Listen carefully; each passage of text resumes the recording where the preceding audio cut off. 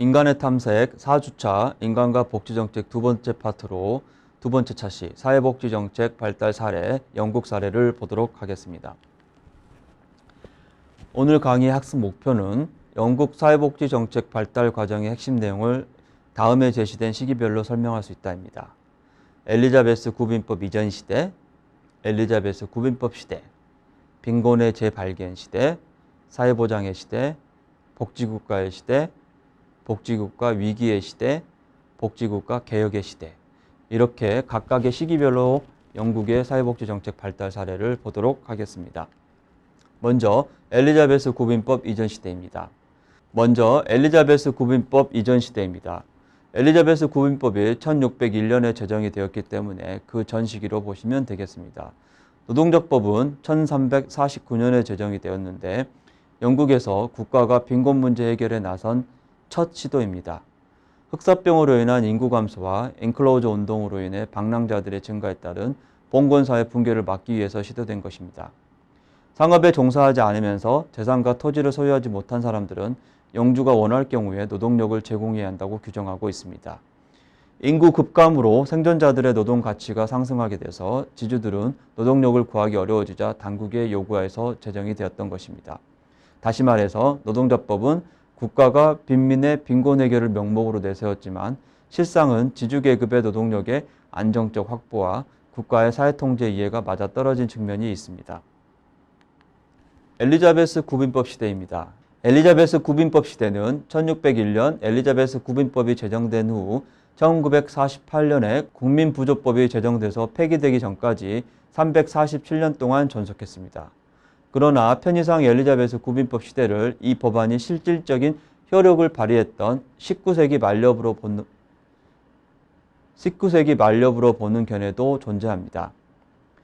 엘리자베스 구빈법 제정은 1349년의 노동자법 이후에 1351년, 1377년, 1388년에 제정된 노동자 관련 법안과 약 1598년경에 제정된 빈민 관련 법안을 집대성하여서 1601년에 제정이 되었습니다.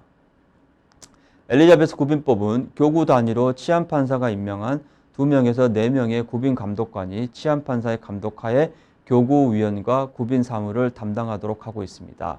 재원은 교구 주민들의 부담에 의한 구빈세로 충당을 하고 있습니다.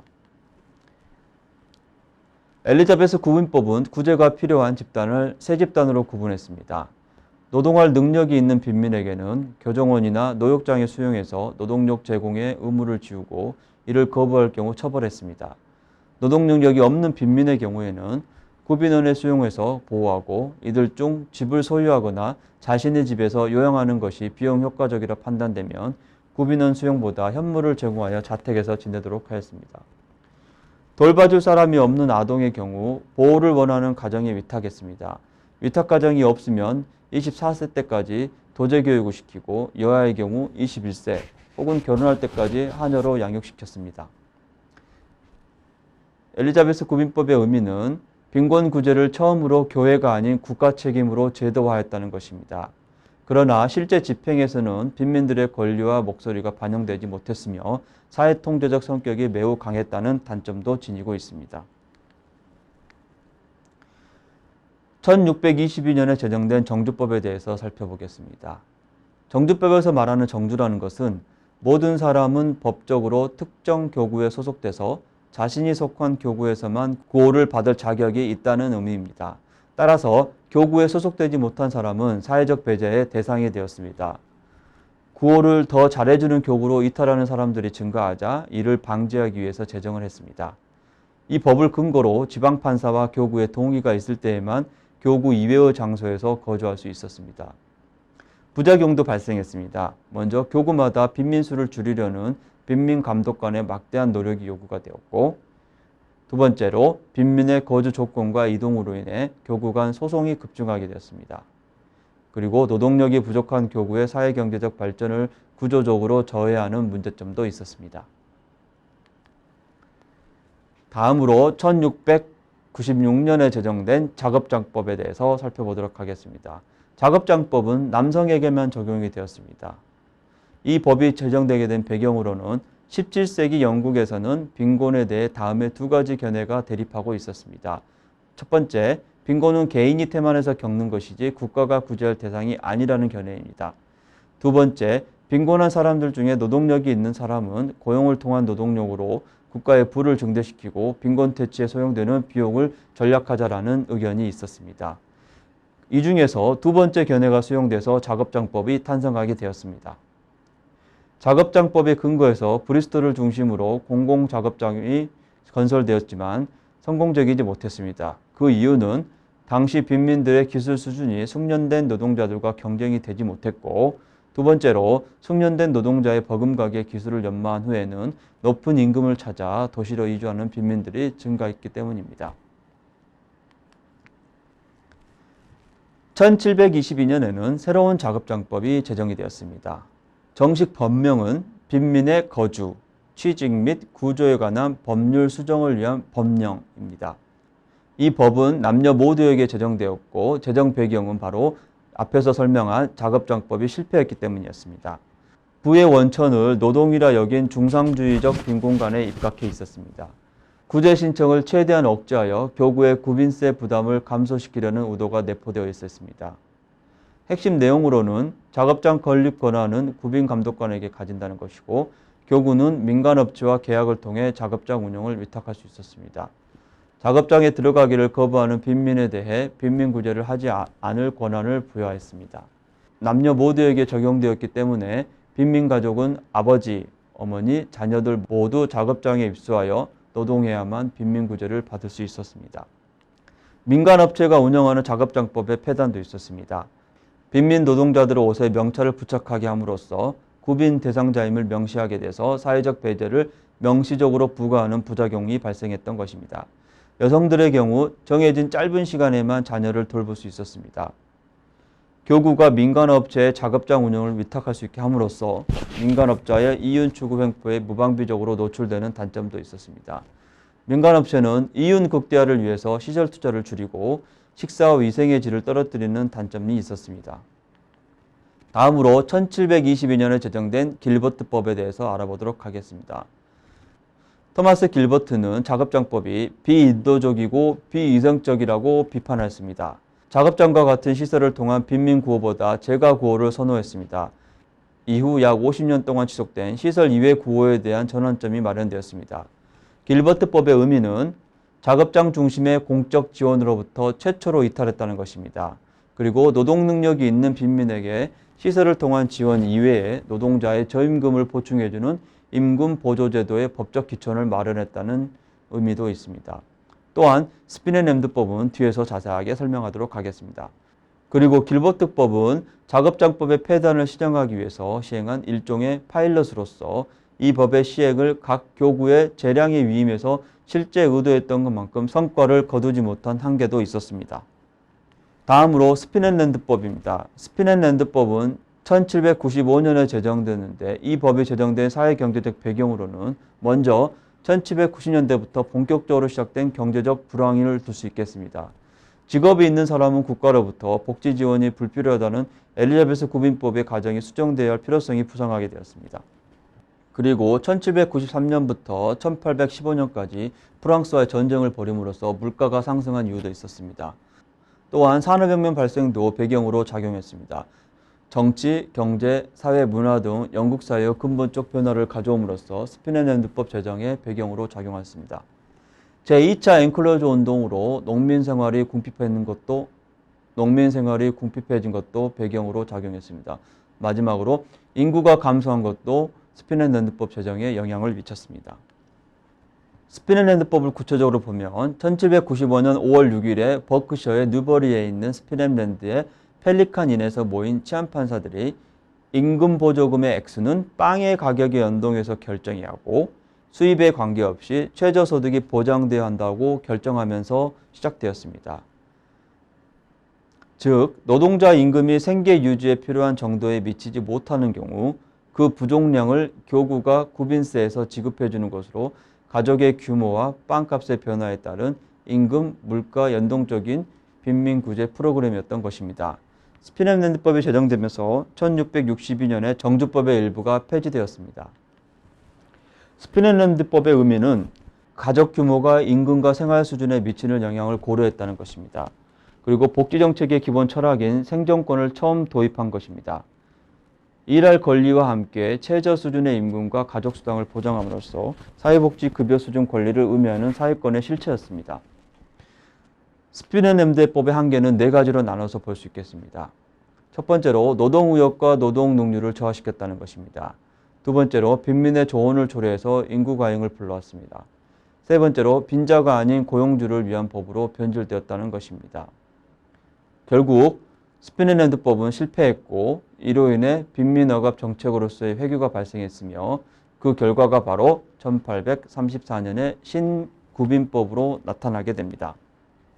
그렇다면 1834년에 제정된 신구빈법에 대해서 살펴보도록 하겠습니다.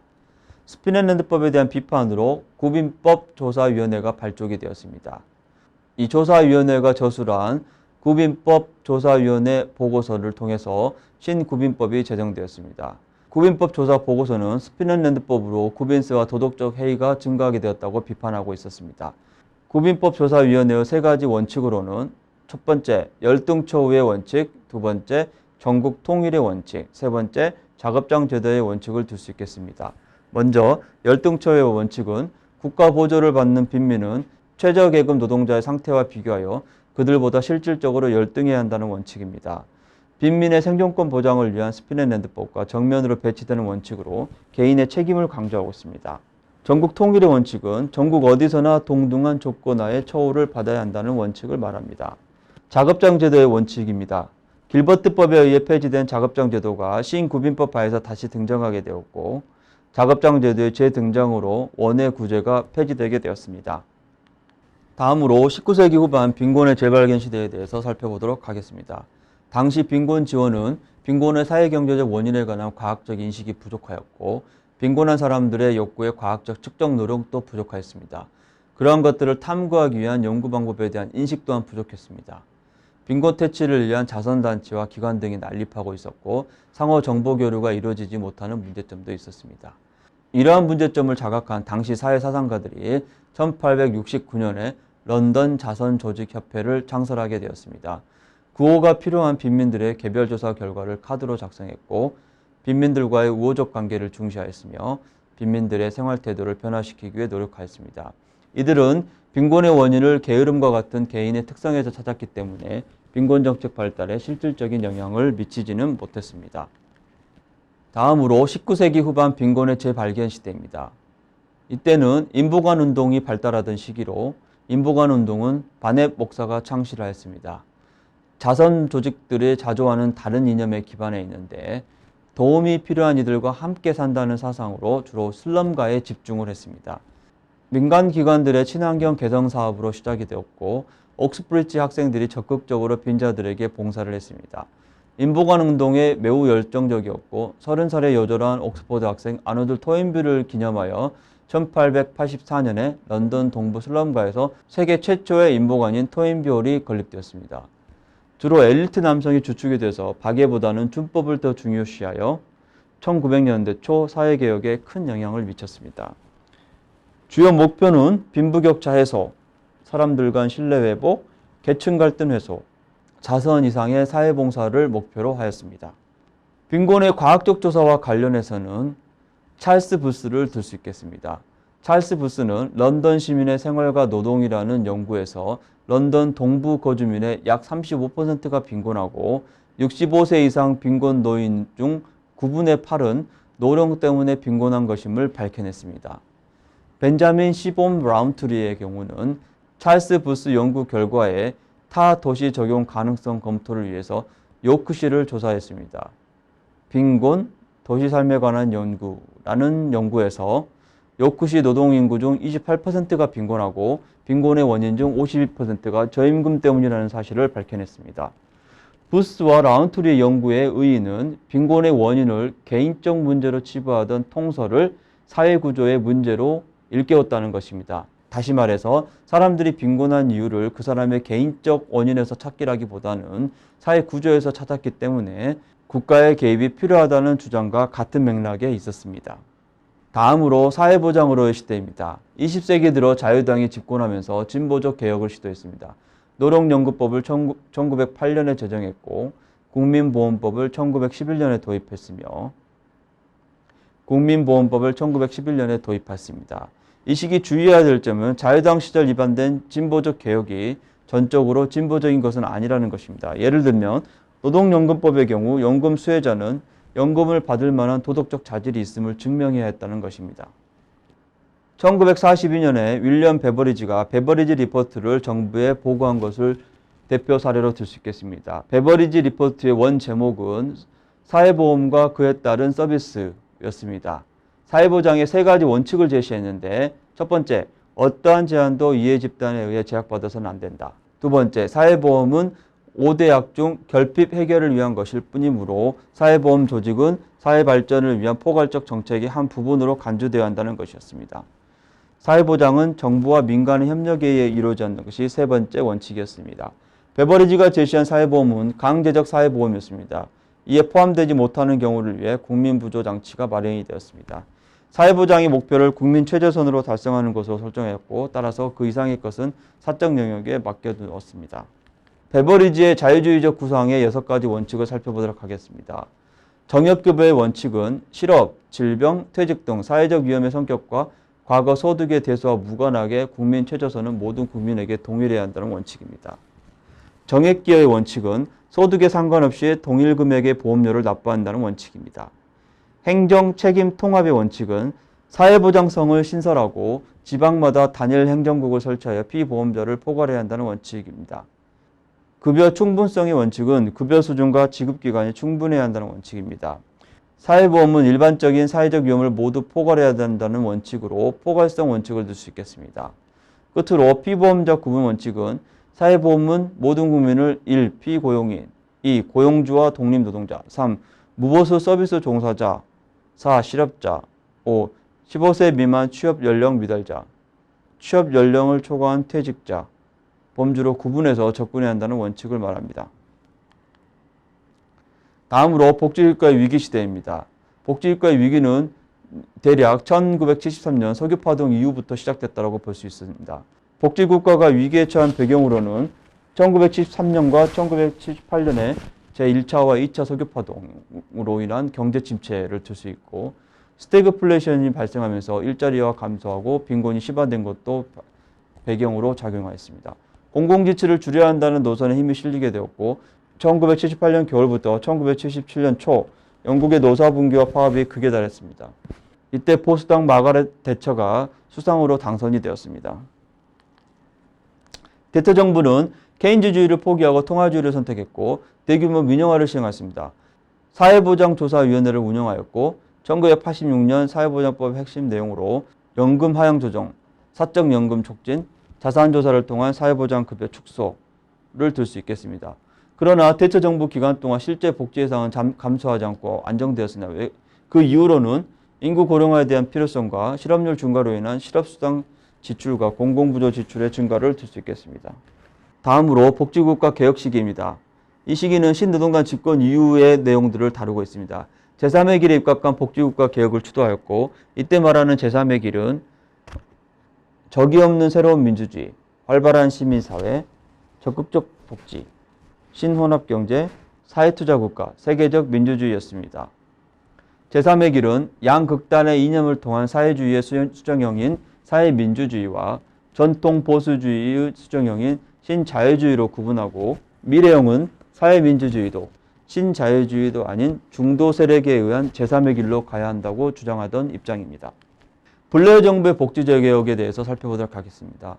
블레어 정부의 복지개혁의 핵심 모토는 일할 능력이 있는 사람에게는 일자리를, 일할 능력이 없는 사람에게는 사회보장을 였습니다. 다시 말해서 정부뿐만 아니라 국민에게도 의무를 부과하는 양자 책임의 원칙을 강조했던 것입니다. 블레어 정부의 개혁 배경으로는 복지에 투자되는 공적 비용은 증가되었지만 복지 프로그램이 제대로 작동하고 있지 못하다는 비판을 들 수 있겠습니다. 그리고 빈곤층의 복지 의존성 증가와 사회적 배제 심화도 배경으로 작용하였습니다. 블레어 정부 시기 1998년에 발행된 녹서는 8가지 원칙을 제시하고 있습니다. 첫째, 노동 연령에 속한 사람들이 일자리를 찾을 수 있게 해줘야 한다. 둘째, 공사 영역은 모두 각자의 영역에서 국민을 보호하면서 은퇴 이후의 보호에 기여할 수 있게 파트너십을 구축해야 한다. 셋째, 새로운 복지국가는 양질의 공공서비스와 현금급여를 제공해야 한다. 넷째, 장애인은 존엄성을 보호받을 수 있는 만큼의 지원을 받아야 한다. 다섯째, 복지국가는 빈곤아동뿐만 아니라 가족과 아동 지원에도 힘써야 한다. 사회적 배제를 해결할 수 있는 특별한 대책이 필요하다. 복지제도는 개방성과 정직성이 높아야 하며 복지급여의 수급 과정은 분명해야 한다.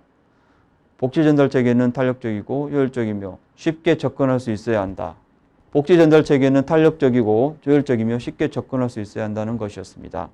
블레어 정부는 1998년 복지개혁 청사진에 따른 대표적 근로연계복지정책, 즉 뉴딜을 시행했습니다. 이 정책은 모든 사람에게 사회보장을 제공하는 베버리제 보편주의 원칙을 벗어나서 일할 능력이 없는 사람에게만 사회보장을 제공한다는 선별주의에 가까운 제도입니다. 구직 등록 의무화를 하고 수급자가 직업 프로그램에 참가하지 않으면 급여를 미지급했습니다. 특징을 보면 대상자별로 차별화된 서비스를 들 수 있겠습니다. 청년 뉴들은 18세에서 24세 청년 실직자를 지원하고 25세 이상 뉴들은 25에서 49세의 장기 실직자를 지원하는 것입니다. 50세 이상 뉴들은 50세 이상 장기 실직자를 지원하고 장애인 뉴들은 장애인 지원, 한부모 뉴들은 한부모 지원, 배우자 뉴들은 실직자의 배우자를 지원하는 것입니다. 자영업자 뉴들은 자영업자를 지원하는 것입니다. 블레어 정부 복지개혁에 대해서 비판과 긍정하는 입장이 상존하고 있습니다. 먼저 긍정하는 입장을 보면 애네슬리는 1997년 신노동당 집권 이후 영국의 복지정책이 미국과 닮아가는 점은 맞지만 뉴딜은 미국의 근로복지 연계와는 통합 대상, 강제성 정도, 제재의 성격 면에서 차이가 있다고 평가하고 있습니다. 또한 신동면은 뉴딜이 시행된 후 5년 동안 성과가 매우 성공적이라고 평가하고 있습니다. 반면 비판하는 입장에 있는 팩과 시어도레는 영국의 복지정책이 노동을 강제하는 미국식으로 변화하고 있다라고 하였고, 김명수는 노동을 강제하는 복지정책은 구빈법이라 성공한 적이 없음. 뉴딜은 정치적 목적에 기반하고 있다는 것입니다. 김종일은 청년 실업을 제고에는 효과가 있으나 영국 복지가 자녀적 복지를 후퇴하고 있다고 평가하고 있습니다. 수고하셨습니다.